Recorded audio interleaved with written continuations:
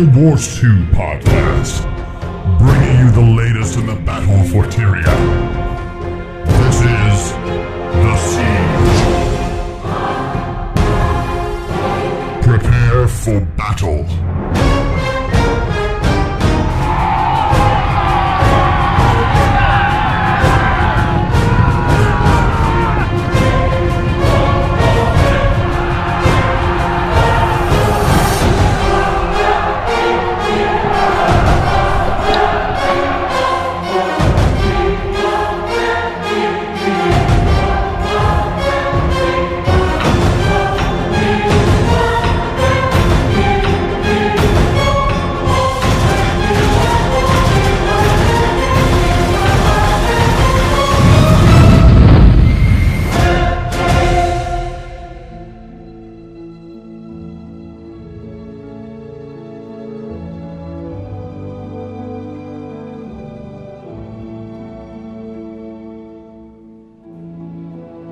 And you have entered The Siege, number 4, our 4th week in existence, month number 1. Welcome, everybody. Thanks for coming back. And if you're a first-time listener, welcome to the show. As always, please feel free to catch up. You only have 3 other shows to check out. This week, it is all about launch day on the show. We're very excited about the game launching this week. Obviously, at the end of this week, our 3-day head start begins for those of us who pre-purchased the game. So we're going to be talking a lot about the game launch, including our launch predictions this week. We'll talk about what we see and what we think is going to happen when the game launches. We're going to talk a little bit about the 3-day head start. We're going to give you some strategies of what we think you should be doing on a 3-day head start. And we're also going to talk about who gets in when. Seems like there's a little confusion out there, and we just want to make sure that we clarify that for our listening audience. Also, we'll talk a little bit today about launch day rituals that we personally have when we are launching a brand new MMO. We'll also be talking about how to get your guilds together quickly on the same server. Last but not least, we're going to talk a little bit about guild alliances, the positives of those, the negatives of those, and do you need to rush into one quite yet? With that, also this week, a little Loretime with Kash, and our newest segment, Sizzlin with Sertas. So, plenty of stuff coming for you down the line. So that's the show. Here's the cast. Joining us this week, he's the lead writer for the Mog Nation and MogRadio.com. He is Kalindel. Hello, everybody. Hello. Sizzlin with Sertas, that sounds good. It does sound good. Yes. He is our master of community. He is Oakley. I mean, are we sizzling Sertas? Is that what's happening? Okay, that's freaking me out now. He's our master of PvE. He is great. I always love sizzling Sertas' meat. Oh, that's bad. He is the master of PvP. He is Diver Drew. For those of you listening at work, it's okay. It's all right. You know what? I know that lady yelled at you in the cubicle next to you, but she's angry about everything. It's fine. Just listen, enjoy, come with us. Have some sizzling Sertas' meat. He is the lore master and the man that drives the Mog Nation. He is Kash. My little Azura is stuck in a cage and he's gnawing on the bars to get out. Let him go. Let him be free. Last but not least, he is the grandfather of all MMO gamers. He is Sertas. And I can cook. We're going to learn about that today, aren't we? So there we have it. That's the show. This is the cast. The Siege starts right now.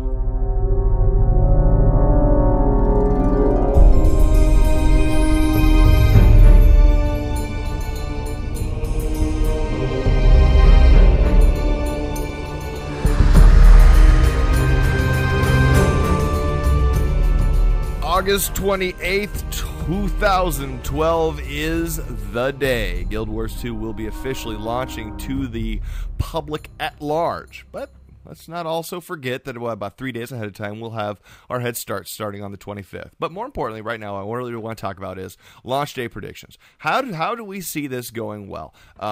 Will it go well? Will it go south? Will there be some problems? Based on what we've seen on the beta weekend events, how do we see it going? So let's just go around the room. I mean, first off, let's just start off with you, Grace. I mean, you've seen a ton of launches. How do you see Guild Wars 2 launching? You think it's going to be a huge flood?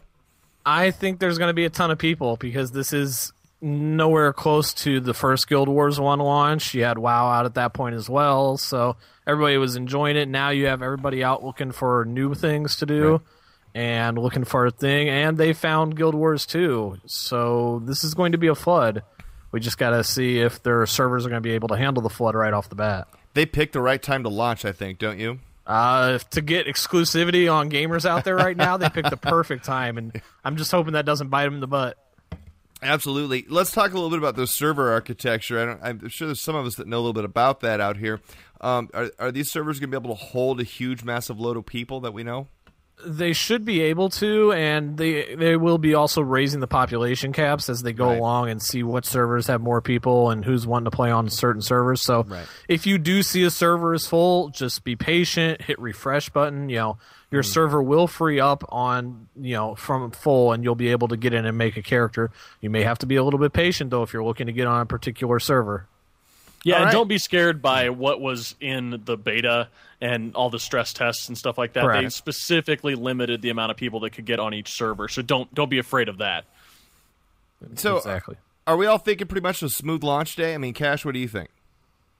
I'm going to go into it with a little bit of bated breath. I sure hope that it's going to launch really smoothly. I think they've set everything up for it to launch really smoothly, but I'm going to prepare for a little bit of lag and some server queues and stuff. So if I'm prepared that way and I'm pleasantly surprised, then kudos to ArenaNet. But it's a launch. It's a big game. It's the same thing with a lot of the other big games out there that have launched before. So I think if I don't set my expectations too high, then I'll be happy in the long run.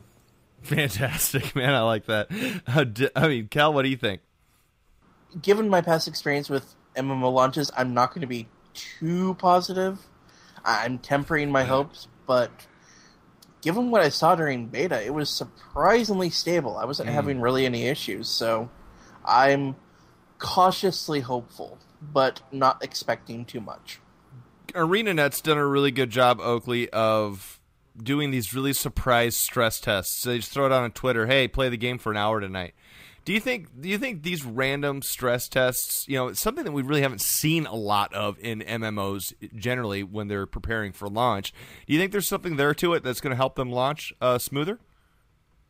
Well, yeah, anything that they can do to really stress test what's going to happen and try and get as close to what launch day is going to be so they know what to expect is good. And I really like that they were doing that. I know we had a couple emails go back and forth through. Oh my God, they're doing a stress test. Let's get on, and so that's good. Yeah, I mean, I'm from everything that I've seen so far, I'm pretty excited about what's going to happen now.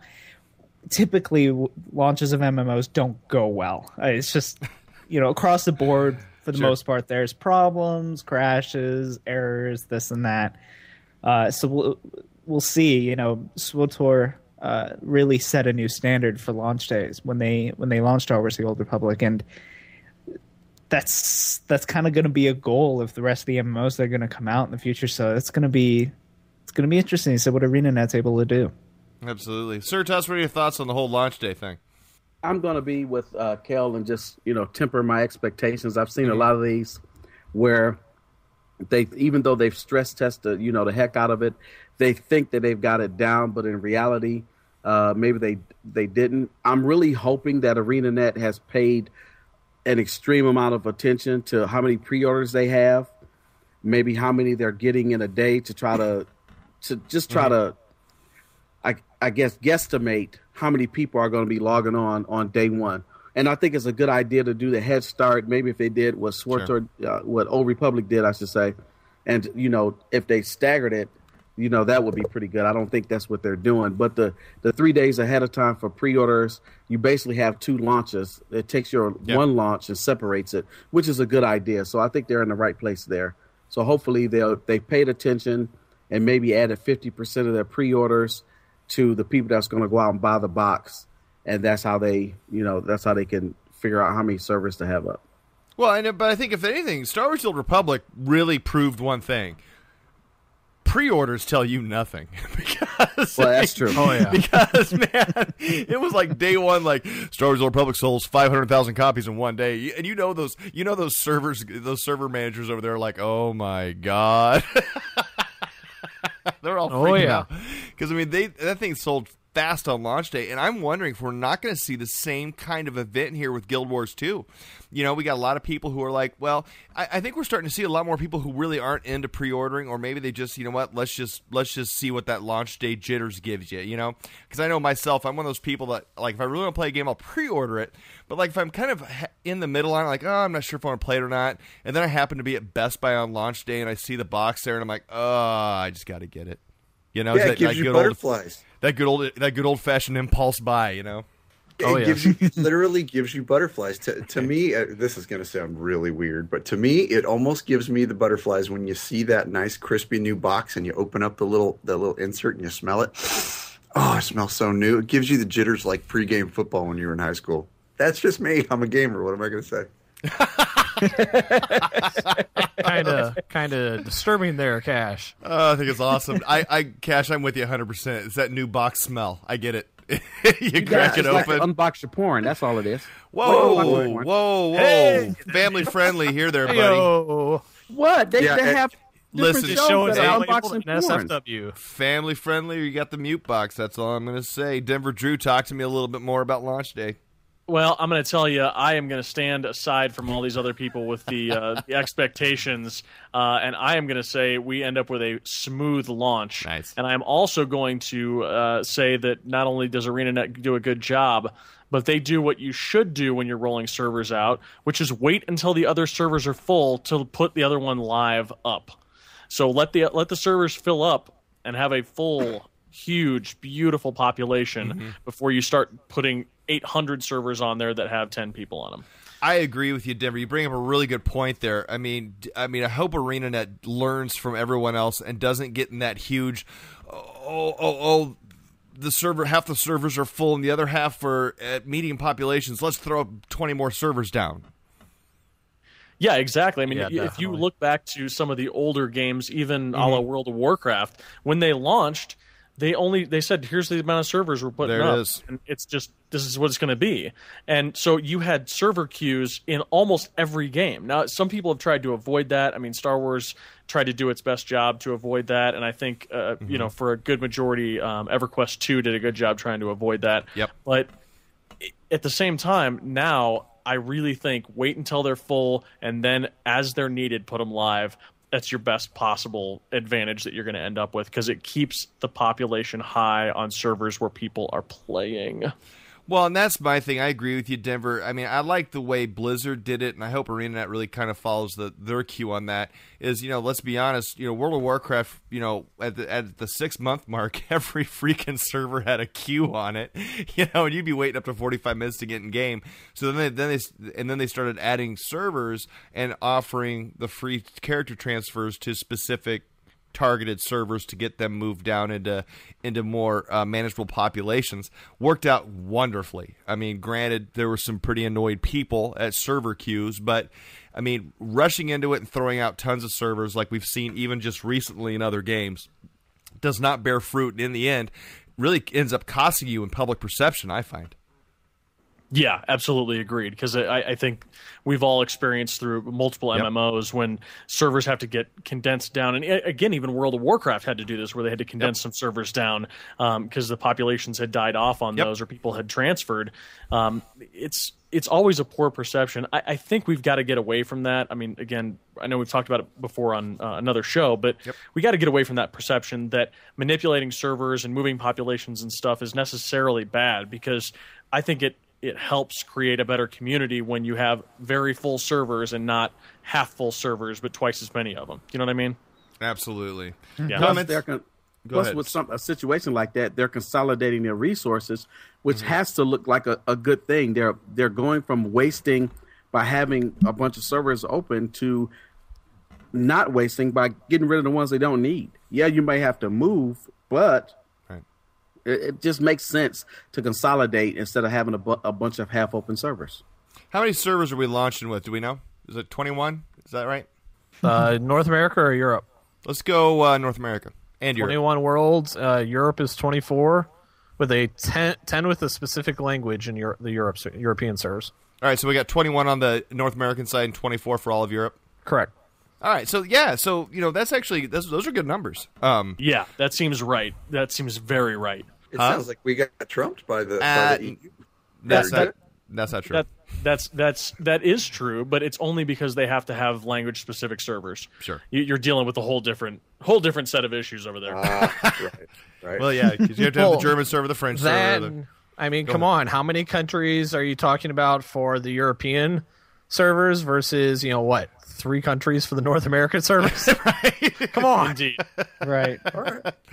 I was happy for him. We're going to burn it up, man. Oh, but yeah, 21 servers, that's a pretty good number, I think. I'll be curious to see if they actually add any, or if they just try to manage it, or, keep adding more populations. Because, I think this game's set up that we're not going to see too much bottlenecking in the game, because literally you're just running around doing public quests, so they could really allow themselves to open the floodgates here, can't they?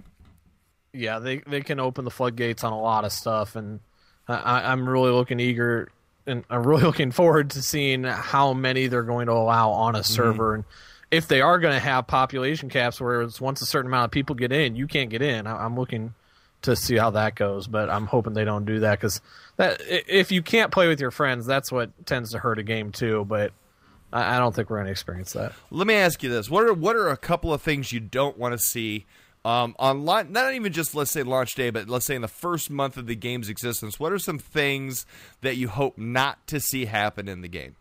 Comparisons to World of Warcraft. That's all right. We're not even launched, and we've already broken that one. Yeah, absolutely. Yeah. one thing that I really don't want to see is when I was doing the stress test. That's when I first got to try out the game. Yep. And I was trying to go to Gates of Madness. I wanted to go to a specific server, and I got, this server is full, select a different server. Yep. I hope I don't see that when I go to the server I want to go to when the game is actually launched. That will piss me off if I'm trying for an hour or two to get into a specific server and I can't. It's going to be... That's what I mentioned earlier. It's going to be a little challenging there, I think, because there's going to be some guilds that might run into some issues there, don't you guys think? Yeah, there's a number of large names out there Yeah. that are trying to get into certain specific servers. Yep. And from the looks of it, there's a few of the really large names out there all trying to get onto the same server. Yep. So people that want to get into that certain server with them, it's going to experience issues. But again, be patient. It might take you a little bit longer to get on that specific server, but you will be able to, from everything that I've read. All right, Set good. your expectations low. Come Set over your with expectations Kash. high. Don't rage. Don't rage if you can't get on that server. You'll be able to. The one thing the one thing I'm nervous about and I don't want to see. Now I know this was a bug in the beta event weekend, but it proved one thing to me. There are population caps for World v World PvP. I hope that we don't start seeing those moments where people are standing outside of portals and can't get in. That's one thing I'm kind of hoping we don't see a lot of. Yeah, that's what does worry me is the world versus world population caps that they had in the second beta weekend or the third beta weekend. Right. The very last full beta weekend. That's what was frustrating me. And I hope they don't have the issues with world versus world that they had on that weekend, because it was just a nightmare to try to get into world versus world. And for a lot of people, that's the main grab of this game. So to limit that immensely is going to really hurt them. One thing I don't want to see, I know it's stupid for me to hope, but I don't want to see the trolling in the general chats. I don't want to see that bickering going back and forth in between people and cussing people out and creating kind of a harsh, unfriendly environment as opposed to a warm, welcoming, hey, we're all here with a common interest. Right. Let's have some fun together, So I know it's wishful thinking, but that's what I don't want to see. Well, you always got those gamers who have what I call launch day anxiety. They've got like this vision in their head of where they have to go and what they have to do and what they have to experience all in day one. And if I don't get that done, you guys suck. And, we remember we saw it in Diablo 3 when basically the whole first day you couldn't play the game and people were like, I'm going to sue you guys. I'm like, really? Launch day anxiety? It's not like it's going to be up tomorrow. Really? That's just Blizzard fans, though. You gotta love them. You have to embrace them. You gotta give them warm. You gotta give them warm hugs and kisses. I think that's trolls, and sadly, Oakley, I think you pretty much said it is that while you hope for it, it's probably not going to happen. Unfortunately, there's especially wishful thinking. Well, especially when you get into the free-to-play models, and you probably know this from Lord of the Rings too, you're going to have that mentality, you're going to have that mindset from a lot of people that they can do whatever they want and chat, and there's not much you can do about it, and I can say whatever I want and act like a 12-year-old on steroids, and that's about it. That's why there's the ignore button. Yeah, exactly. True. Kash, talk to me a little bit, though. All in all, I think this community's got a pretty positive feel to it right now. What do you think? I'm a little bit jaded because of Mog, and but what I have experienced within the community is just cool people out there. So I think even though it's a free to play model, I think your experience is going to be dictated by the way that you go into this. It's your own personal mindset. There will be trolls. There's going to be complaining as soon as somebody sees a queue for even 5 minutes. This is the internet. You're gonna get that. Yeah. So just go into it with an open mind, go into it happily. It's a brand new game, brand new launch day. Things are going to happen. The happier you are, the happier you are perceived to be, the better off everybody's going to be. So, I mean, that's just me. I'm more of a kumbaya. Let's everybody hold hands and do fist bumps. But that's me. It's going to be out there. I think it is all 100% a situation on how you see it.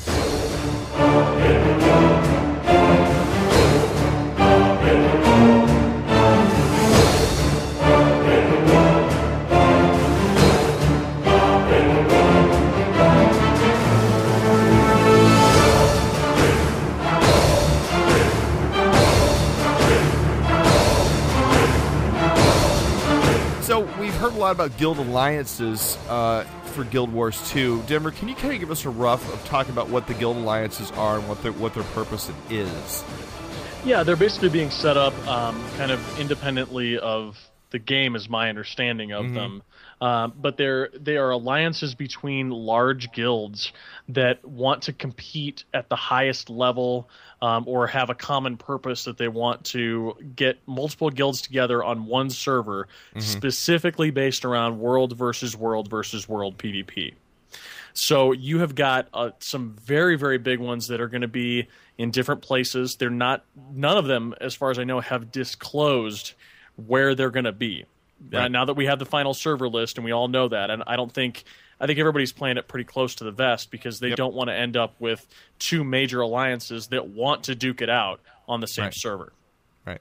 So there are a lot of those things that are happening. There are some that are specifically focused on killing everything PvE in the game and getting, being able to have huge raid groups. There are some that are specifically focusing on that world versus world PvP. And I know that there are some very, very good teams that are going to be coming out of that. I would be remiss if I didn't say that I think there's a lot of room for people that are not in alliances. Right. I think that will still be the majority of players on any server will be those outside of the large alliance. So don't be afraid of these, and especially if you end up with one on your server, it could be a lot of fun. Let's talk about guild alliances real quick. Is this just mainly just these guilds getting together to make sure they're on the same server? Because I can't see these alliances being hugely beneficial after the game launches, because really, let's be honest, World v. World v. World is an entire server coming together as opposed to just an alliance of 4 or 5 guilds. It's going to be what you make of it. Okay. I mean, if you get together, and this is where you really kind of start seeing the responsibility of guild leaders and the communication between guild leaders. And if you can do this, and you can find common voice chat, or you can just get together and have a relative plan, and there's that buzzword, that pre-planning word again, you can really make something special and have an extended community that gets out there and has the same goal in mind and works together toward some of the world v. world goals. And I think, the bottom line of it it goes in how serious the guild leaders are in fulfilling what that alliance is all about. So yeah, I think it really is what you make it. So you're looking at it as more of a strategic bonus, really, for having those 4 guilds working together and communicating with one another in world v. world. Yes. Yeah, exactly. And especially for some of the smaller guilds, you may have a smaller guild out there, but they're just absolute juggernauts in PvP. Yeah. And you get those really tight knit groups that have PvP'd in other games, and they're extremely skilled, but they might not have a big alliance. So, okay, you take on an alliance with a few other of the larger guilds, and that one little guild could be the guild who their responsibility is going out and taking supply lines, or you know, taking some of the smaller keep, stuff like that. Mm-hmm. So. Yeah, that's good. That's good thinking there. Grace, should a guild feel pressured to have to be in an alliance before launch, or is this something that can play itself out down the road? It's definitely something that can play itself out down the road. Usually the alliances are more towards structuring on which servers you guys are going to be on so you can group together and dominate certain things. But more than that, it's definitely something that can be handled a lot later on if you choose to without any issues. Yeah, cool. So, Kel, what are your thoughts on the guild alliances right now? I think it's kind of a fun thing. It'll kind of help bring community together a little bit right off the bat. Oh yeah, definitely. I'm always in favor of things that bring the community together, just because it's an MMO. It's a game that's about community and playing with other people. So I think it's a great idea, and I think that if a group can really organize it, an alliance can do a lot of really awesome things, just whether it's the World v World events or just in-game events or doing things for the community at large outside of their own small community. Yeah, absolutely. Oakley, give me your thoughts. I mean, when I see this huge, if I get on a server with this huge guild alliance, I mean, is this going to be something intimidating, or as a guild leader, should I just be more with an open arm and welcoming the thing?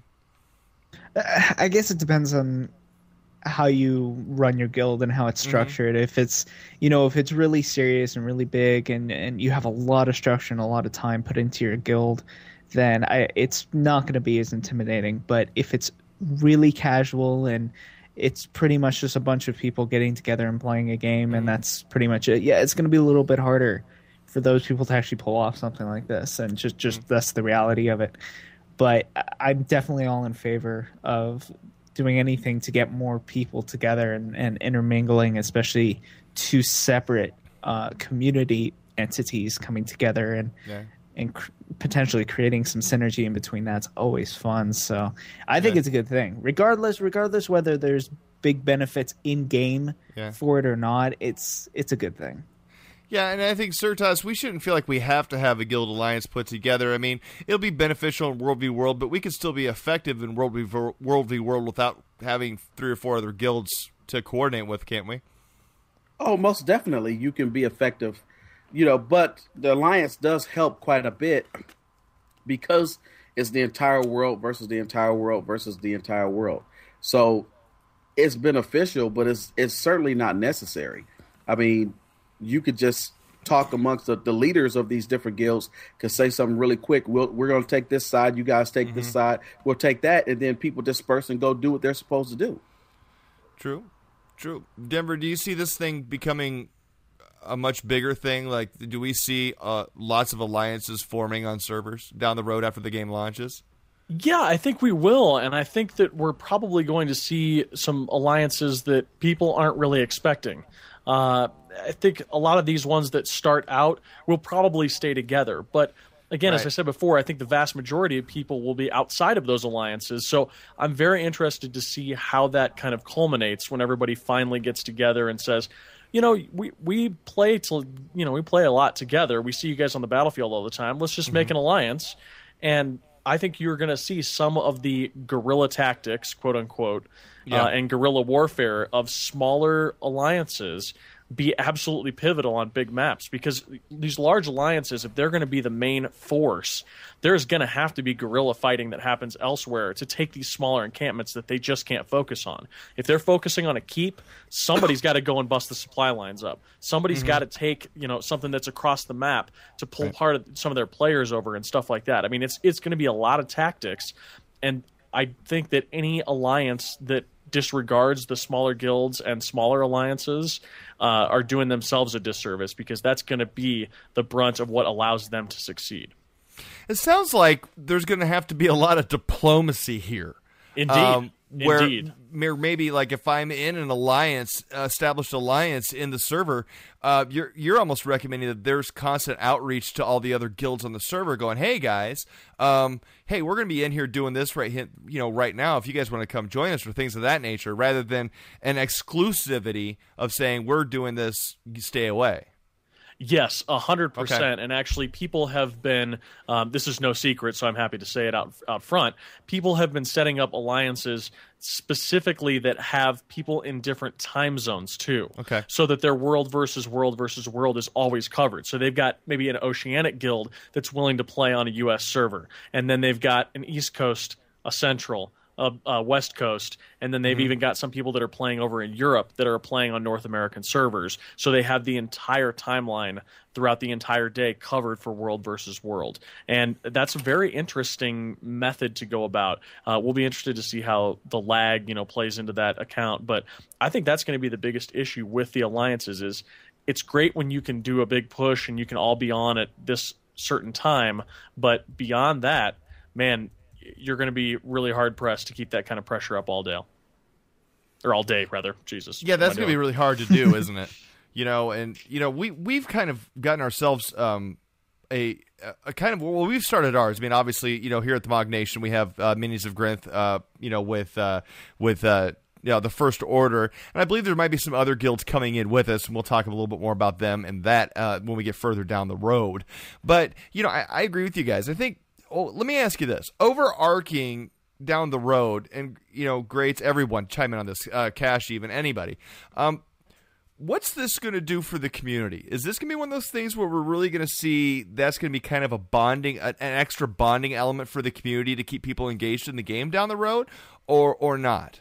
Well, I think it's going to bring a lot of different guilds together, a lot of different people together, and show that there's more than just one place to play if you want to move around or join more than one community. And that's a really awesome thing to do. I mean, we've had it in a long time with the guilds of Mog Radio and with those that are participants of Mog Nation. There's always a place to go. There's always friends. There's always something to do. You can have a great time. And that's really what keeps you involved in games is other people. Because if you're just involved in playing the game, they'll keep you entertained, but only for so long. Eventually, it's going to get boring. So the people help make it not boring. This is the type of thing that establishes those communities and continues gaming throughout different games. You have something like this where there's a cooperative effort between all of these different, little social clubs, as you'd call it, and there is a means for these little guilds and social clubs to intermingle, which is through these games. That's when you find that a lot of these folks stick together over years and years of their gaming career. I mean, this is what grows communities. This is what keeps gamers and gaming businesses making games, is the community. More specifically, though, what does this do for Guild Wars 2 in the long run, do you guys think? Oakley, what are your thoughts? Sorry, can you run that by me one more time? Yeah, more specifically, like with all these guild alliances forming, and I'm sure there's going to be more alliances forming after game, what do you think the long-lasting effects for Guild Wars 2 alone is it going to have in the game? I mean, do you think it's really going to keep that community base engaged, that population base engaged? Yeah, of course. If there was one thing they could have put into the game to bring the community together, it's world versus world. Because now the whole server has a common goal. The entire server has a common goal. That's never really been there to my experiences, and that's really going to play a big part of it, because what's going to happen is those people who are engaging in the world versus world are going to get very familiar with each other very quickly, because they're going to be out there fighting together and they're going to be talking together, and that whole server is now going to become a very tight-knit community, and people are going to want to log into game because there's something else there. There's something special outside of just the gameplay there waiting for them that they get to play with. So it's good, and it's really gonna gonna make Guild Wars 2 last longer because of it. I think you're right, because I think it's a stroke of genius that the designers sat down and said, okay, how do we do world v world and really make it work? How about we just pit servers against each other? And every aspect of this game pretty much has your server is your community versus another community.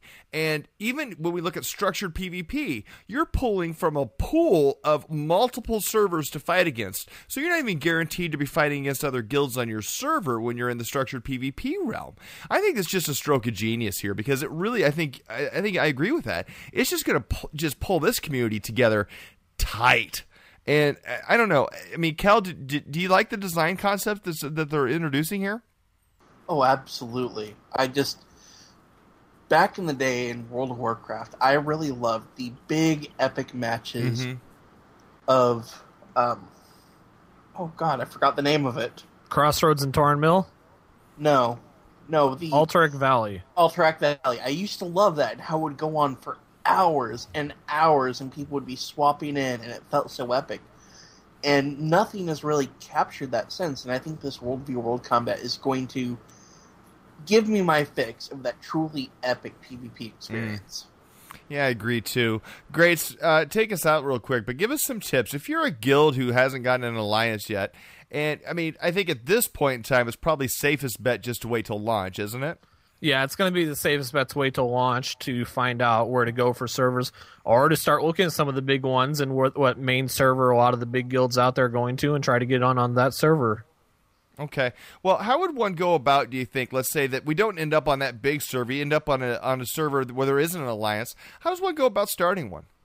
Just start talking to people. Just start, getting your name out there, finding out who the main guilds on the server are, talk to their officers, find out if they want to start doing some PvP together, Make sure you approach them, be nice, be friendly, don't be trolls.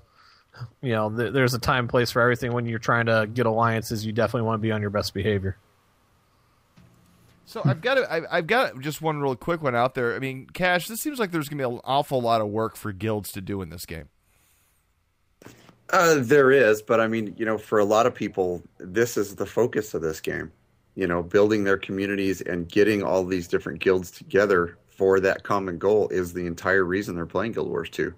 So I don't think it seems like work to a lot of people. It's a hobby for us, So just like Greats was saying, the nicer you can be, get the word out there. All it takes is that first impression with another guild, and as long as you're nice and approachable, it doesn't make it seem like work. It makes it seem like fun. I think us as the Mog Nation, Denver, will always be open to having any guilds come in and hang out with us, won't we? Absolutely. I mean, we should probably just launch a Mog Alliance. A Mog Alliance! Alliance of the Mog. Nah, we'll see. It'll be a bunch of little Mogs running around out there. Will we be our own best friends? You beat me to it, Kel. That's you beat me to it. Half man, half dog. I'm my own best friend.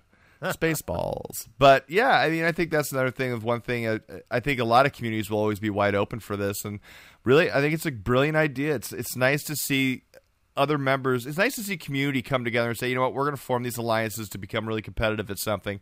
But in the long run, in being competitive, I think down the road what we're going to start seeing is even the more expanded benefits of drawing community together, helping unify a community on a server. And I think we've all known, that if you have a strong community in an MMO, the MMO survives, and survives for a long time. World of Warcraft. I mean, so my hope is in Guild Wars 2 that we all kind of start taking a look at these things and reaching out to the other micro communities in the much bigger community that will be our servers. Shh. Do not make a sound. There is danger afoot. There, beyond the trees, on the bank of the river, an elder crocodile, a delicacy to your people. Allow me.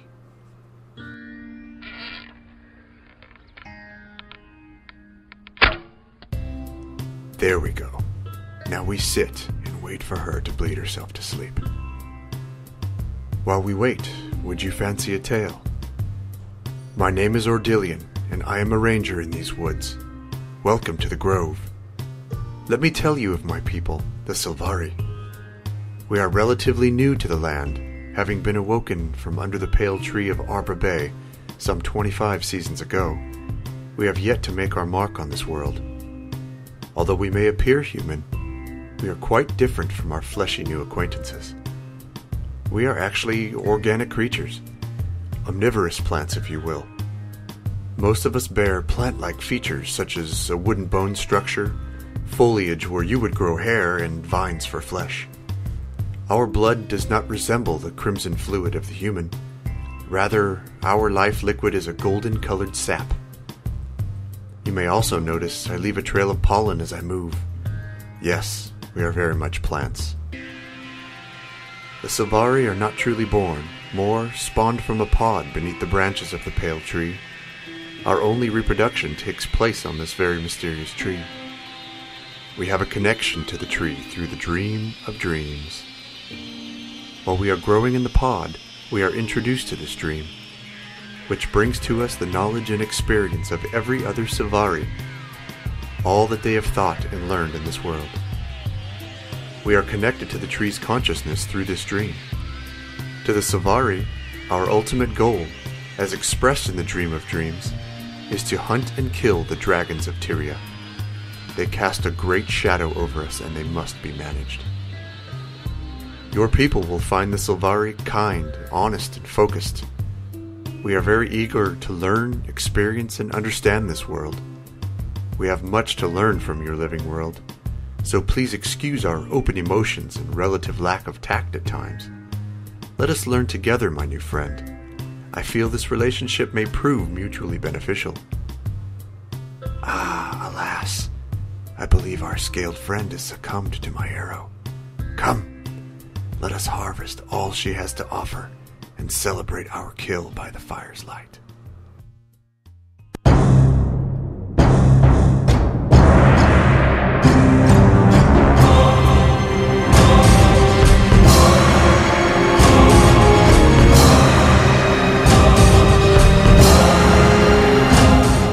So as we talked about, on the 25th is going to be the head start for those of us who pre-purchased the game. Let's go through this real quick because I think there was a couple people asking me questions about this during the week, and so I wanted to clarify one thing. ArenaNet said this pretty clearly. If you have pre-purchased the game, which means you went on ArenaNet's site, you didn't pre-order, you pre-purchased. You spent the $60 right there, so you got beta access, everything else. You will get a 3-day head start starting on the 25th. If you pre-ordered, i.e. spent $5 at GameStop and pre-ordered the game, you'll get a 1-day head start. And then those of you who purchase on launch day, well, obviously, you'll begin on launch day. So that just to break that down for you. So if you pre-ordered the game through GameStop, you won't get a 3-day head start. You'll actually get 1-day head start, or pre-ordered in general, where you didn't actually pre-purchase, pay the full price of the game, and have the client already installed. You may have some issues only having 1 day to get a head start. So just a heads up for you on that one. So let's talk about 3-day head start. What are some strategies you guys would recommend players to employ on a 3-day head start? I mean, there's a lot of people with a lot of different ideas, I think, on this around the room. So let's just kind of talk about it a little bit. Denver, start us off. What do you think a 3-day head start, strategy-wise, what you should be doing? I recommend one thing, and that is be there 3 hours before they say they're going to start, because ArenaNet just put up a post on Twitter a couple of days ago that said we could be launching all of the servers for it's supposed to go off midnight on the 25th. So the first second of August 25th. They're saying they could do that up to 3 hours before then. So it could be very, very exciting to see kind of what happens there. So I'd recommend being there early. But to get started, get in a group. Be with friends, make it an event, and you will have an absolute blast. I guarantee it. That's a good idea. Be with friends and be there 3 hours early. Grace, what's some strategies you would have for a 3-day launch? Well, there's two strategies, and it all depends on how you want to go about it. The first one is getting a whole group of friends and zerging the world versus world. Just going in, kicking ass, taking over everything, and just grabbing them right off the bat. The second strategy there is to hardcore PvE, and this is probably the route I'm going to be going. Mm-hmm. As much as I'm wanting to do the world versus world and the PvP stuff and get that going, you want to level up as high as possible, get all your skills, get those skill points, and then hop into world versus world, because you will have the head start, whereas a lot of other people won't. So if the better skills you have to go in, and then when the people come in, they're like, oh, I'm level 2, I'm going to hop into World versus World, you're going to be that much better off. That's a good call. Oakley, don't you ever find that, like, when you got a 3-day head start, you feel like it's like you're almost in a race because you're trying to get as much distance PvE-wise from, like, the launch day people as humanly possible? Yeah, absolutely. I know when we had the early access for Star Wars, it was definitely we were all just that way. rushing. Let's go! Oh my quicker. God, it was a mad frenzy. Spacebar that story. Spacebar that. Let's distance ourselves from the noobs. To be fair, part of that was because you had to fight over mobs and you had to fight for all the quest things. And the great thing about Precisely. Guild Wars 2 is you don't have to worry about that anymore, which is great. Right. I think it's going to change the dynamic because I'm not going to be as worried about being in the same zone as 50 billion gazillion people anymore. I'm just going to be focusing on what I'm doing, and it doesn't matter what they're doing. I think that's great. But I agree. I'm going to be like Greats and trying to get ahead of everyone for World The mad PvE dash. Yeah. Yes, absolutely. That's what I'll be doing. Absolutely. Oakley, what are some strategies you've employed in launches previously? Not so much in-game, but outside of game, the prep beforehand. Making sure that your computer is blown out, all the dust is blown out, so, it's going to run really smooth. And which reminds making me. sure...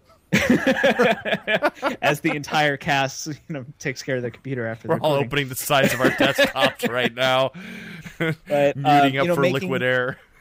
Yeah.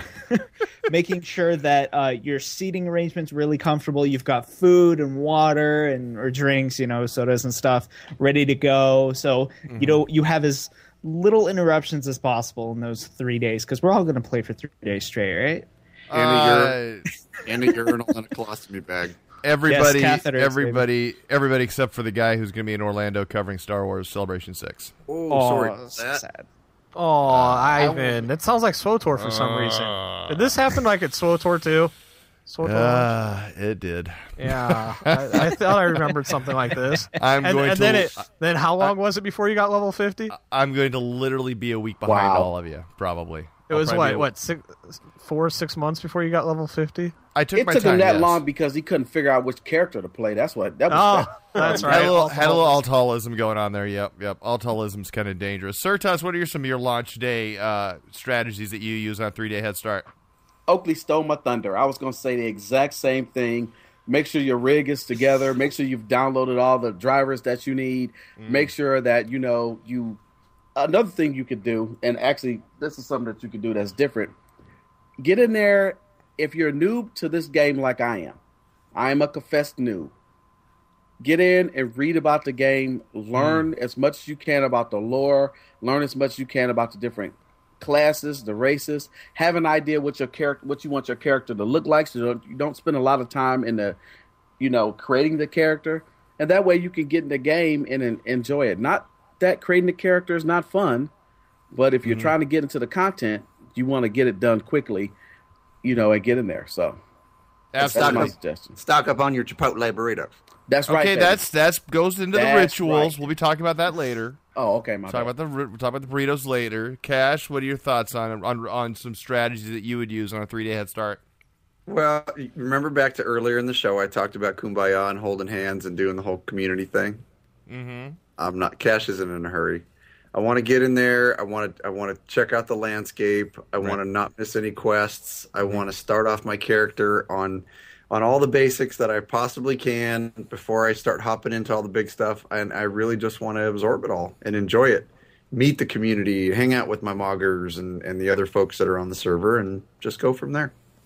My recommendation, I think, that I would say first off for a 3-day head start is if you're in a guild, make sure you get in your guild quickly. As soon as you get in the game, see if there's somebody on guild that can get you tagged up.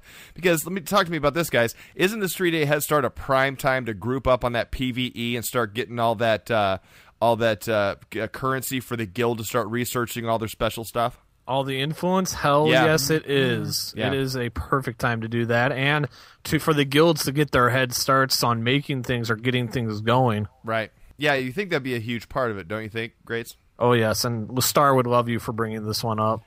Well, I mean, and I think also, it goes for crafting and everything else. I mean, like, there's so many things you can head start on, which, it doesn't have to just be PvE. And I know Denver's going to be doing the Mad Dash, aren't you, Denver? Most likely, I will be doing the Mad Dash to 80 or 85 or whatever the cap is. As soon as we can get started, yeah, probably. It's hard for me not to. I've done it in so many games, and especially since I've got 3 days to kind of goof around. It might be a good idea. Well, my question is, this is my curiosity too. The World PvP that they're doing on 3 days, on the 3-day head start, is that going to even have any bearing on launch day, or they'll probably be resetting everything then, won't they? No. Oh, just game on from that point, huh? It is game on from the 3-day head start. They will not be resetting World versus World or anything. As soon as that servers go up, it is game on. It's on. Yes, that's exciting. Why I said you can Zerg rush World versus World or Zerg rush your PvEs to get that advantage for when you do World versus World. And that's the thing too is for sure. Depending on what you really love to do in the game. Definitely start heading that direction. I mean, myself, I would highly recommend to the crafters, start getting your mats and start crafting away, man, because you can get that marketplace, pre-filled up prior to launch, and launch day people can be like, hey, cool gear. And not have any money to get it. Right, but the thing is, though, I think this is another paramount part of this 3-day head start, and some strategies we got to start looking at is, for me, I'm probably going to be playing an Elementalist, unless I, of course, have my launch day sudden change of heart, which happens sometimes. But I'm going to really want to concentrate and get all my weapon sets up, too. Yes, and that's where a lot of characters should be doing it, too. Especially for what's perceived to be usually your best weapons, such as Elementalist, your two-handed staff is one of the best weapons out there, and especially that's what they're currently sticking you with when you go into the structured PvP. Yeah. So the better off you are with learning those skills and learning how to use them, the better off you're going to be all around. Yeah, absolutely. I think one thing, too, is if you haven't gotten in a guild for Guild Wars 2 yet, and you plan on doing a 3-day head start, go out there and find one. And find one relatively quickly if you could. If you find a community that you like, or if there's one that you've been thinking about, just get in there, because I think being in a guild for this game, especially at the launch, is really going to help out the players in the long run. Does anyone agree or disagree on that one? Fully agree, and we have some excellent communities here you can join too, right? What communities would those be? I don't know, Kash. What communities we have? The first one that comes to mind is mog-nation.com. You can join Mog Nation. You can also join the First Order, which is one of our official chapters for Guild Wars 2, and you can also join the Minions of Grinth, which is our other official chapter of Guild Wars 2. And links to all those are at www.mog-nation.com. The community is going nuts right now. So with those, if you love Chipotle, make sure you come to the Minions. I'm just saying. Jesus. Hey, we like Chipotle over in TFO as well. There we have it. But so for those, the Mog Nation is just where you find those communities. It's not actually a Guild Wars 2 community itself, right? Right. Okay. That's the reference. That's the landing pad for you to find your guild. But definitely, get involved in a guild. Get around a community of people, because I think being in a community. Tell me if I'm wrong, Kash. That's just going to enhance the game for you really down the road, isn't it? Yep, it sure is. When you have people to play with, you have people that are already in a direction. I can already tell you the direction of both of those guilds that are connected to the Mog Nation is going to be a big world versus world focus. So I would not be surprised to see them, just as Greats mentioned, as soon as they get in game, just head straight over and start hitting the world v world stuff.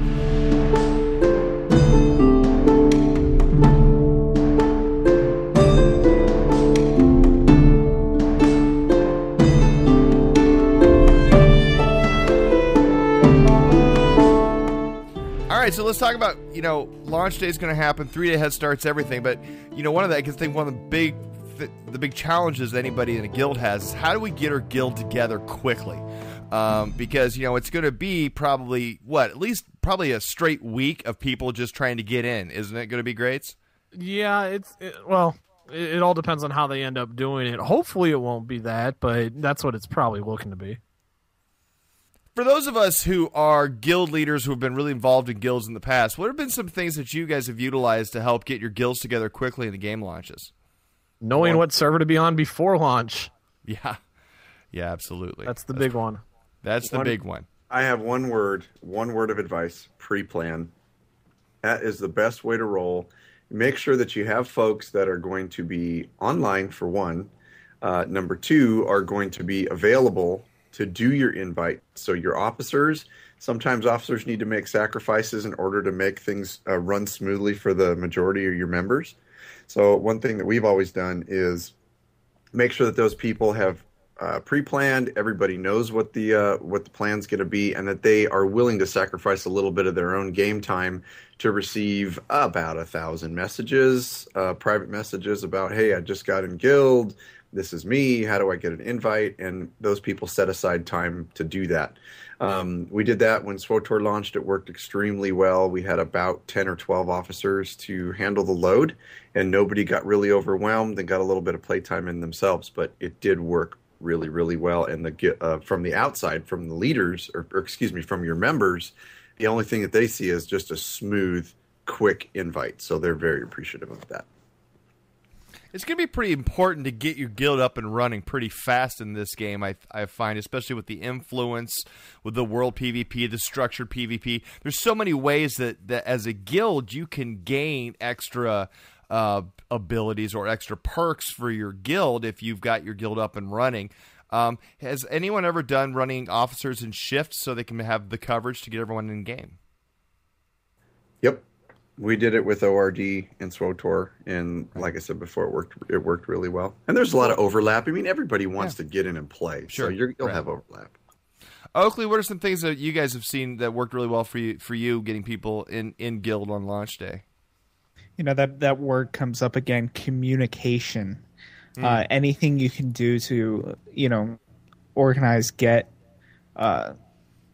together and know what you're doing, getting the message out to your guild members. Say, okay, here's where we are. Here's where we are. The server we're on. Send me a PM. I'll get you invited. Using your guild's website, to communicate back and forth, and that's a big part of it. And the more that your members know what's going on, the easier and smoother things are going to run. It's just that simple. Let me ask this question, because especially with Guild Wars, I know there's a little bit of nervousness about maybe your guild being full or your server being full on launch day. So if you're a guild that runs into that, should guilds have a backup server plan, or is it just stick with the one server and that's just it, for better or for worse? Definitely stick with the one server, because you're going to be able to get into it. You just got to be patient, and then that's going to be the main thing. Is you just got to wait and you got to be ready for it. Otherwise, you're going to be spread across 2 or 3 different servers, and you're not going to have the community that you normally get with a group and with a guild. Absolutely. Denver, what are some of the things that you've run across in getting your guild put into game quickly? Well, I think one of the things is getting all the invites out. That's definitely the biggest one, and I agree. It's all about communication and having I don't know how the permissions work for the guilds here, but if you can have 5 or 6 different people that are available to do all those invites, it seems to work better. So you have, your GM sets everybody else to have permissions to invite, so it's not one person trying to play and constantly having to invite people and going crazy in the process. So that's what I would recommend. Do you find that voice servers help this process or hinder it? Oh, you've got to have voice server. There's no way around it. You got to have one. I recommend certainly either a raid call, Ventrilo, one of those kind of deals, or if not, just get in Skype. You can get a pretty big group in Skype if you're a small guild. So, yeah. Does that help out though? Like, someone could jump into raid call and be like, "Hey, I'm under this character name. Can I get into the guild real quick?" Absolutely, and especially, again, if you already have those 5 or 6 people that are doing invites, any one of them can toss it over there, and then everybody knows kind of what's going on. So, pretty good. Does that help spread the load a little bit, so like people can just kind of call who they're taking and putting the invites in and stuff like that? Certainly. Yep. Yeah. And, like I mentioned earlier, pre-planning, and specifically what I mean about that is get your officers ready for it. Find out who's going to be online at what times. Right. Make sure you have at least a couple of the guild of the higher up guild leaders or whoever, some established person to get in there, make the guild, set the permissions, and then what you want to make sure that you have somewhere on your message boards, on your website, someplace, have a list of the officers for your regular members. So your regular members can go to the website, find out who the officers are that are going to be able to do those invites. So then you're not going to run into the problem where you have people logging in and then they're spamming general chat to find out, you'll see, hey, are there any members of so-and-so guild online? That gets old pretty quick, and it can get pretty rampant. So have that list of those people available, of character names available for your members, so that they can reference those and they know exactly who to go to. Yeah, that's a really good idea. One thing I've found that would help too, because I don't think there's a guarantee that people are going to have their character names all fleshed out before they get in the game, because who knows, someone could take their character name. One thing that I found that really worked in launches that I've seen is using Overwolf, just because you can pop that thing in there and you can actually launch onto the internet from it. And so you can actually be posting on your forums while you're live in game. And I found that to be a huge success, I think, when early launches in games, just getting that stuff out there. You can real-time the information a little quicker than having to press the window button, minimize your game, put the stuff up on the forums, and pop it back up. You can do it all from while you're in game and keep it live and fresh. Cal, what have you done? I know you've been higher up in a guild for a while now. What's something that you guys did on launch day that really helped you guys get things in quickly? Well, largely what has been talked about already. We start making plans very early and put out lists of who can invite people when. We had people on Ventrilo and saying, all right, who's making the guild? If the guild required money, who are we sending money to and where? And we just got on there and organized it amongst the officers and quickly just spread it out to everyone that we could, all the information that we had. Just because communication is the biggest part of solving all these issues before they happen. Communication. Sertas, what are your thoughts on guilds and getting them together quickly, things that we can do to help that process along? Well, I think everybody's touched on pretty much everything that could happen, but I was looking at, for instance, for Guild Wars 2, they have a feature in here where you can log in. If you don't, let's say you don't get on the server that you want, right? You can still log in, get on a server, and then transfer to the server that you want. Because you can, at launch, players will be able to transfer between worlds freely. However, once server populations are largely settled and stabilized, world transfers will be restricted to once a week. So it might be possible, and maybe I'm, kind of crazy here, but thinking it might just be possible for people to just get on where they can and try to transfer to the server that they want to be on. At least they're in, they got their name, and then they can just transfer, especially if you're going to be in a particular region. Like if you're in North America, you can log on to any North America server and just transfer to the other one. Is that something that could be viable, or am I off here? It's viable, but I don't usually recommend it, because you're going to start playing, then you're not going to start looking for the transfer, and just there's a whole different set of issues that can end up going with that, and could be risky. It's just one of those things you want to be careful of. But I think Sertas, as a backup plan for somebody, a guild member who can't get on the server because it's too full, I think you're on the money there. It's a viable option, especially for somebody, because on launch day we don't want to all be sitting around looking at a server waiting for it to say it's okay for us to come in, especially on launch day. Because let's be honest, who's getting off? They're all going to be on there for 12 hours, or plus. So it's going to be a little rough. That might be a viable option for you. That's a really good thought there. Thanks for putting that in there. Let me ask you this, guys, to my guild leaders: did you guys ever just have a characters like in a specific spot in game where you had people come meet with you? Just besides getting guys together to group up for running in groups and stuff right off the bat in starter areas, that's pretty much it. We've usually on launch days, everybody kind of wants to do their thing and kind of get into game and start the leveling process. So we don't usually do, or haven't in the past, usually done too many events like that. Right off the bat. We usually wait for a week or two, so people kind of get settled into the game and get their bearings, and then we'll start doing events. Absolutely. Well, my encouragement to everybody is, as always, get those forum communication up. Make sure that stuff's getting out there to everybody, so that information's to be had. What server are you guys going on to? And I know that we, as the minions of Grinth and TFO, are a little alliance of guilds that we've put together. We're not even sure which server for sure yet, are we? No, not going yet. to? We should have something shortly, but basically all we can say is check that Mog Nation homepage. Yeah, check our www.mog-nation.com. If you haven't joined any of our guilds, but you still want to join us, our show personalities in game, keep your eye there. We can definitely let you know what server we're going on to. You can jump on and have some fun with us, because fun we do definitely have when we're in the game. So, I mean, that sounds really good. But everybody that's got guilds out there, we wish you the best of luck in getting your guilds together quickly, getting that influence started, whether you're getting your guild put together on the 3-day head start or you're doing it on launch day. Our best wishes to you. And definitely, send us some emails in on how the launch day went in your opinion, everybody. Any glitches you found, as well as, what were some of the good things that happened there. You can email us at mail@mog-radio.com, and we'll definitely go through those emails starting probably the week after next, as I will be gone in Orlando, Florida, to be covering Star Wars Celebration 6. But, so with that, yeah, cool. Have a great launch, everybody, and good luck to you all.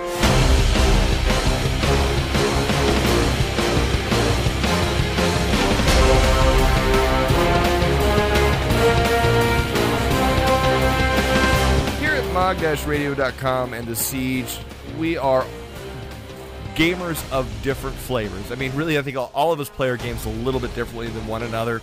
We all have different focuses that we enjoy in the game. But so that's why I really want to talk this week about launch day rituals, because we did this clear back in the days of ORR. We started talking about launch day rituals, and it turned out to be a pretty fun show. So I thought we'd throw in just a small segment and just to kind of talk about, well, what are our little quirky rituals that we like to do on the launch day? So, Oakley, do you have any quirky launch day rituals that you do? I do like being on the computer hours before the official time it's going to launch. Couple of reasons. One, just to intermingle with people in the guild and whatever communities you're a part of. That's always fun. There's always that really fun excitement, just before you're about to play the game you're so excited about. And sometimes they launch early, so you were prepared and you were there, so that was good. Other than that, not anything that's really quirky. I tend to, like I said, have food and stuff with me, and sometimes okay. That's important. What types of food, what types of beverages is Oakley going to have on launch day? Dr. Pepper is a must. It is absolute 100% must. Tend to have things like Doritos, Cheetos, like really just nasty, bad things for you. So good. Oakley, you having a moment? Do we need to give you a time? I mean, my yeah. Lord. You guys can just give me a few seconds. It's the horrible stuff. I mean, worst possible food, humanly possible, and Dr. Pepper. A man after my own heart. I'm a huge Dr. Pepper fan. You know that, though. All right, so that's great. Denver Drew, you got to have some launch day rituals. Absolutely. Just like our good friend Oakley over here, I get in early. I'm down. I'm at the PC. I've got everything set. I like to clear my desk, clean it up, as it were, dust it off, make sure everything looks good, feels good. It's good space for me. Mm-hmm. And then I go ahead and just sit in voice chat, BS with people, wait for the game to go. Always got to have my snacks. Now, unlike many folks here, I have a popcorn maker, actual movie theater, huge, full box popcorn maker. And I do a lot of different popcorn blends, but I tend to go a little crazy and make 2 huge batches of it when it's time for a launch. And I also will be having some Dr. Pepper, some Coca-Cola. Those will always be available. And, sometimes Mrs. Denver does something a little nice for me, brings me a nice meal, maybe like a ribeye steak with some mashed potatoes, a little gravy, something like that. Man, I married up, all right? Let's just put it in plain terms. You did marry up, man. I guess I'm coming over to your house for a launch day. Kash, what about you? What's your launch day looking like? Step 1, launch as early as possible the +10 negative wife aggro spell toward the wife. Once that's done, and that's in the form of telling her weeks beforehand that there's a game that's launching and I need a little bit of me time. Yep. So once that's done, I usually will secure some time off of work if needed.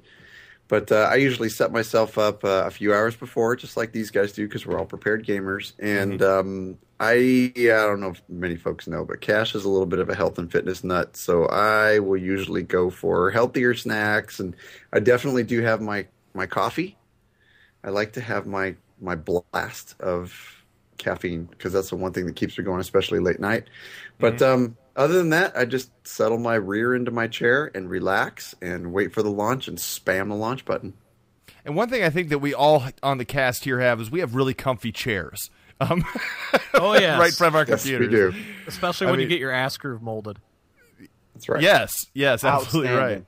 Outstanding. And, like, my chair, I think, costs almost as much as my computer. So it's like, it's really comfortable. You have a cheap computer. Ooh.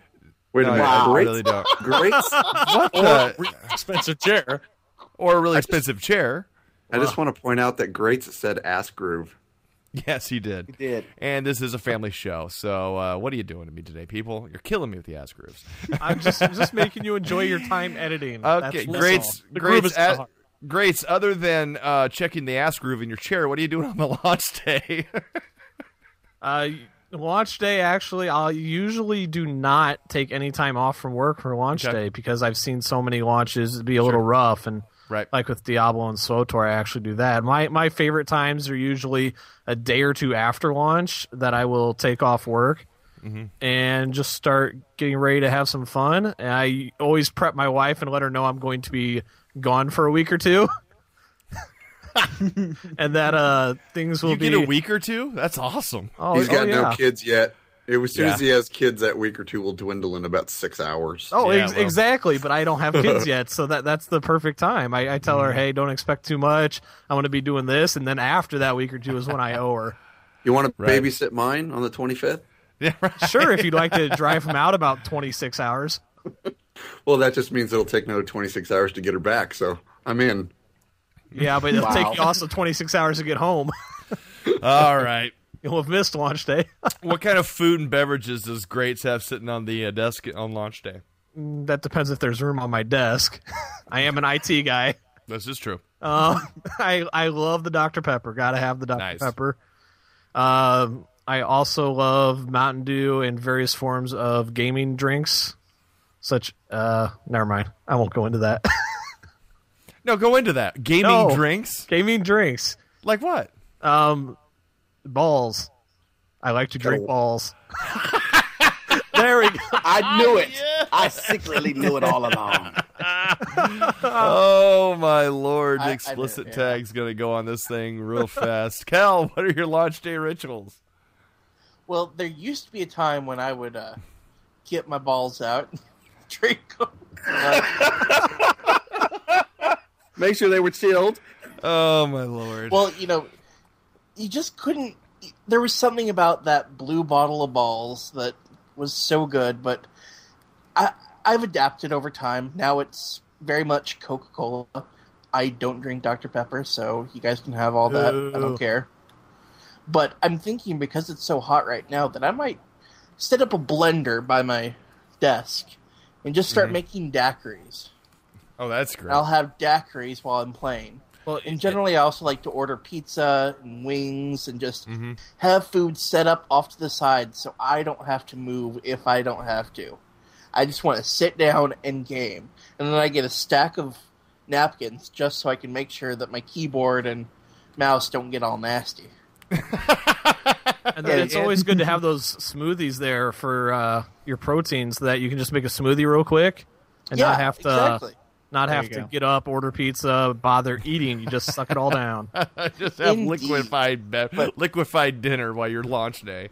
But one thing I also like to do is the day of, when I first wake up, I just start throwing on the most epic music I can find to just pump me up. And then about halfway through, I start transitioning to watching trailers and videos of the game just to fill my head with whatever game I'm going to be playing. And then I hop on Vent while I'm playing them, talk with everyone, same as everyone else. And then just so the moment it drops, I am pumped up to the max. And then I don't sleep at all. Really? That's interesting. No. Sertas, what are your launch day rituals, my friend? All right, so the first thing that Sertas does, first thing I do, is I grab some Robertson's beef jerky. This is the best beef jerky on the MF and planet, okay? So I give me a pound of that. Then I get me some drinks. I get some water. I throw some water in there just because. I get my favorite drinks. Before I actually, sit at the desk, I make sure I have my fill of Chipotle, which takes a while because it's Chipotle. Mm-hmm. And then I have other snacks, your Doritos, your chips, your cookies. I just have a smorgasbord of crap around me that's really, really bad for me, but I'm going to have it anyway. And then water. There's some water around. I dig in. I get into my ass groove, as Greg said, and I log on. And then I just wait. That's my day. That's my ritual. Wait for what? For the game to start. Well, what after that? Then you just stay waiting, or what do you do then? No, then I play. Just checking. Yeah, it just seems like there was a lot of waiting involved there. It's kind of weird. Right. I'll sit there and I watch all the movies and I watch other people play and run around. And you're just sitting there eating food going, that's pretty cool. That looks great. Yeah. I love it, dude. That actually sounds like a pretty good idea. It actually does sound like fun. I'm just sitting here waiting for all of you guys to get through. Go ahead of me, please. I'll be right there. Finish your quest so that way I can do them all by myself. My launch day rituals are well, a lot actually. I have a college fridge down here underneath my desk. My desk is like an L, so right underneath the L part of the desk is a college fridge. Inside of that, for launch day, I'll be completely stocked with Dr. Pepper, obviously, bottled water, and then of course Starbucks double shot mocha energy drinks in the can. You just never know. We're going to need a little extra pep in your step. So, it's definitely something you want to do. I don't have a lot of food, but that's probably because I have a carton of cigarettes next to my fridge, and I'm chain smoking the whole day, just trying to stay awake and keep playing the game. So let me ask you guys this question, though. On the launch day or your first day playing, how many hours do you think you're going to put in on the first day? Oh, easily 6 to 8 if they're stable. I will be playing until 12. I will be playing until I can't keep my eyeballs open anymore. I actually had a giant curveball thrown at me with the whole 3-day access thing. I was ready to launch on the 28th, but I just happened to be working on the day that I'll be launching because of early access. So you'll see me screaming, but I'll try and log in from work. I'll probably get in at least a couple of hours, if possible, if the servers allow me to get my character built. Oh, how long do you spend in on your launch day? You get in there for about 12 hours? No, I'm right in that 6 to 10 hour range. Yeah. For me, man, I'm like Denver. And Denver and I have done this before. We did this in Tor, where he and I actually got it. What time did we start, dude? Oh God, I don't even know. I think we started about 10 o'clock in the morning, and we didn't stop until 2 a.m. We were just rolling. No. I think it was 2 a.m. my time, so I think you were 3 or whatever. But yeah, it was a long day, but man, we got a lot of progress made. So yeah, but that's something that I'll be doing too. But on launch day, man, definitely hope everyone listening to the show has their own little fun rituals. If they don't, borrow some of ours. Popcorn's a great idea. Junk food, all that you want. Myself, I don't recommend smoking. Don't start smoking. That's just my bad habit. That's quickly going to be going away soon, but probably not before launch day.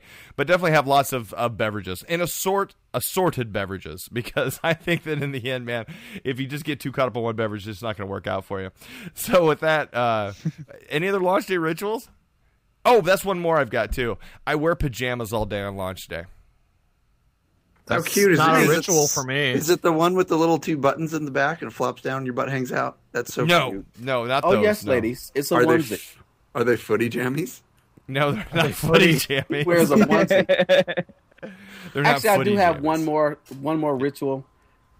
I say a prayer that my wife or child or other random family member leaves me the hell alone.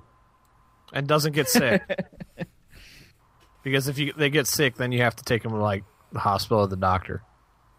Yeah, I do that.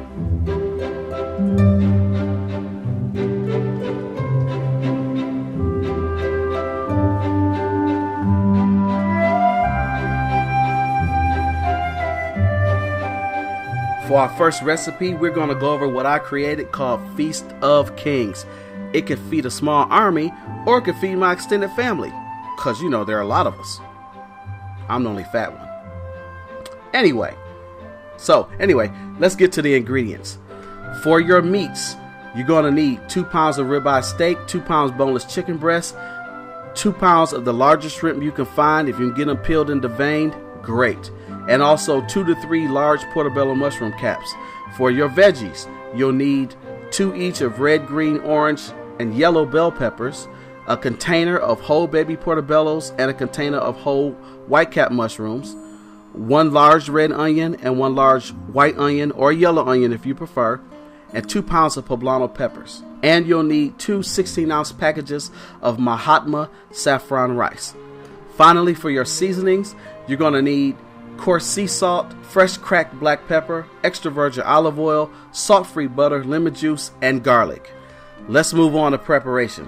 You want to wash everything off with the exception of the mushrooms. In that particular case, you want to take a wet paper towel and wipe them off because you don't want them to soak up a ton of water. They'll get nasty. Get some help. There's a lot of work here. You need to cube the steak, the chicken, and the portobello mushroom caps.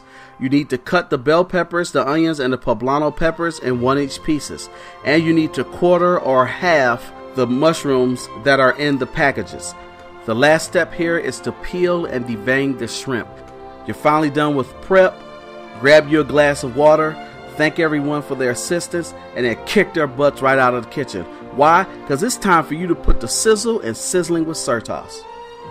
For this step, you're going to need a pot to cook your rice in. When it's done, it's done. And then you need at least 2 frying pans, preferably 3.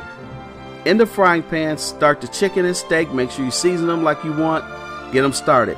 In the third frying pan, your largest frying pan, add your portobello mushroom caps. When the meats are done, plate them.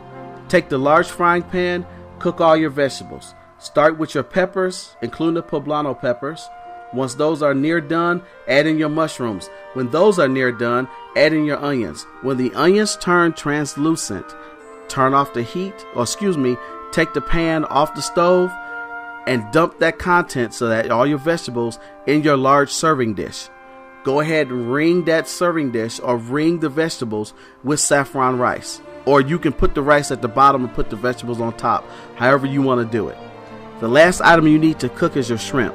Using the pan you cooked all the vegetables in, add some butter, lemon juice, salt and pepper, the shrimp. Once the shrimp turn pink, turn off the heat and put the shrimp in your serving container. Congratulate yourself. Be proud because you just finished cooking the Feast of Kings.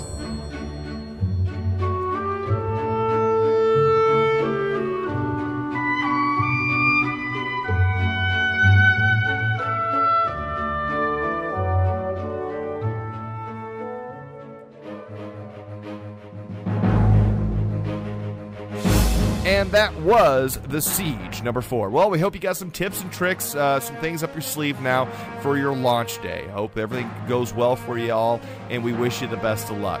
As always, please come to our website, mog-radio.com. I can't really announce all the stuff that's going to be happening, but we're going to be adding some new podcasts to the website, some which may be familiar to you, some which may not be. But definitely come check it out in the coming weeks. We've got a lot of stuff happening on the website that you should find exciting, and it will be good stuff for you to listen to and just have a lot of fun with. Email us, mail@mog-radio.com. I know we just haven't gotten to the emails yet. I think we're going to hold off until we get the game launched, and then we'll really start focusing on emails at that point in time for you guys talking about your in-game experiences. Follow us at Mog Radio 1 on Twitter so you can keep up to date on the latest stuff happening on the website. Cash, can we talk a little bit about Mog Nation, how we can find that? Yep, you can find us at the Mog Nation and all of the affiliated guild chapters at www.mog-nation.com. The Minions of Grantham, the First Order, are still in open recruitment right now for Guild Wars 2. So if you haven't found a guild yet, please feel free to stop by our communities and get to know some of these fantastic people. Really, these are some of the funnest people and most excited people I've ever met for a game launch, and I am really just beside myself with joy to be playing with them. So it's going to be a lot of fun. So if you just haven't found a community yet, come on down. You're more than welcome. We love new people and to meet them. So with that, I want to thank everybody who joined us today. Oakley, Sertas, Denver, Drew, Kellendale, Greats, and Kash. Thanks for joining us and sharing with us your expertise in the game today. And with that, we'll see you next time on The Siege. See ya. Bye. Goodbye. Goodbye. Get out of here.